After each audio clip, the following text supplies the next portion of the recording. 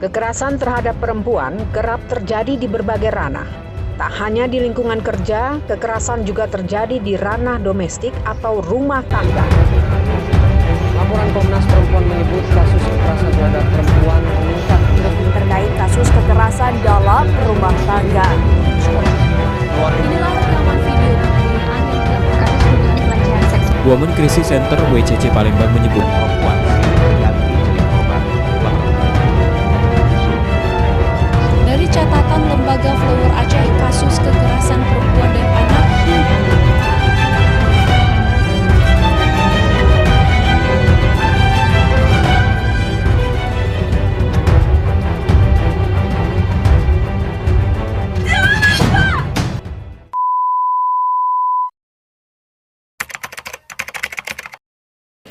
Seperti yang sudah ditayangkan dari video sebelumnya, kasus kekerasan pada perempuan di Indonesia kuantitasnya masih tergolong banyak.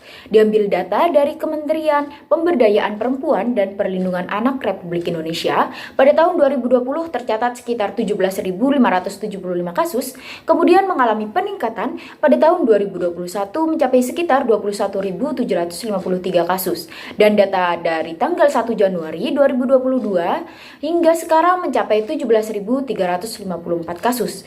Berfokus pada tahun 2022, kasus kekerasan pada perempuan banyak terjadi di rentan umur 25 hingga 44 tahun. Mendengar hal ini cukup memprihatinkan bagi kita terkait kondisi perempuan di Indonesia saat ini. Maka diperlukan peran pemerintah nasional untuk mengurangi angka kasus kekerasan pada perempuan, salah satunya melalui peraturan atau undang-undang yang mengatur perlindungan pada perempuan. Indonesia sebagai salah satu negara yang telah meratifikasi konvensi mengenai penghapusan segala bentuk diskriminasi terhadap perempuan dapat dilihat melalui kebijakan dan peraturan perundang-undangan yang ada.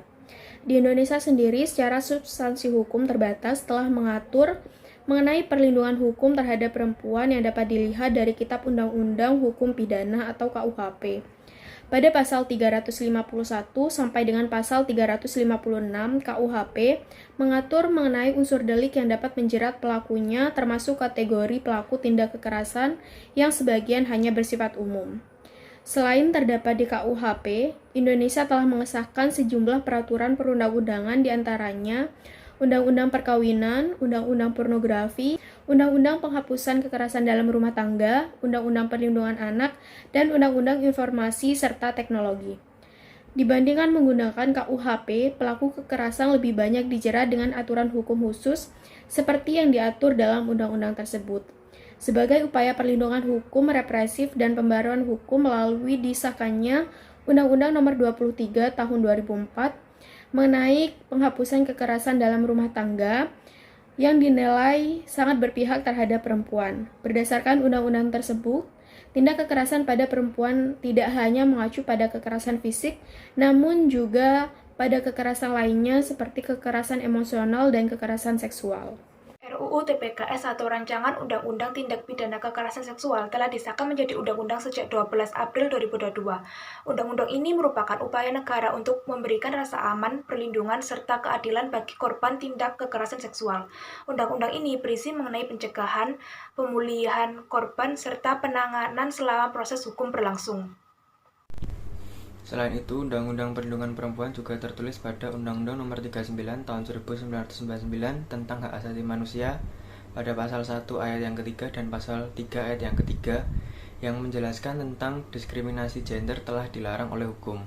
Dan aturan hukum harus meniadakan segala diskriminasi dalam segala aspek.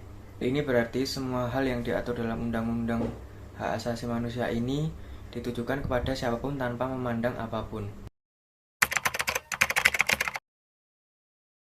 Selanjutnya adalah penanganan kekerasan. Yang pertama adalah pendampingan. Pendampingan bisa berupa konseling, layanan kesehatan, bantuan hukum, advokasi, dan bimbingan sosial rohani. Yang kedua adalah perlindungan. Perlindungan bisa berbentuk jaminan keberlanjutan pendidikan atau pekerjaan, penyediaan rumah yang aman, dan korban atau saksi bebas dari ancaman yang berkaitan dengan kesaksian yang diberikan. Yang ketiga adalah pengenaan sanksi administratif bagi pelaku.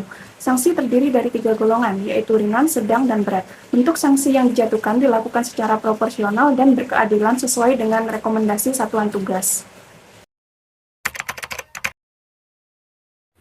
Kita sebagai warga masyarakat harus tanggap dan selalu waspada dengan lingkungan yang ada di sekitar kita. Apabila kita menjadi saksi atau menjadi korban dari tindakan KDRT, pelecehan seksual, bullying, maka kita harus berani menghadapinya dan jangan takut. Ceritakan kepada orang-orang terdekat seperti keluarga, teman, kerabat, dan laporkan kepada pihak berwajib yaitu polisi, Komnas HAM, Komnas Perempuan, agar masalah ini bisa segera diusut dengan tuntas dan tidak terjadi kepada orang lain. Perempuan berhak untuk merdeka dan berhak untuk mendapatkan perlindungan.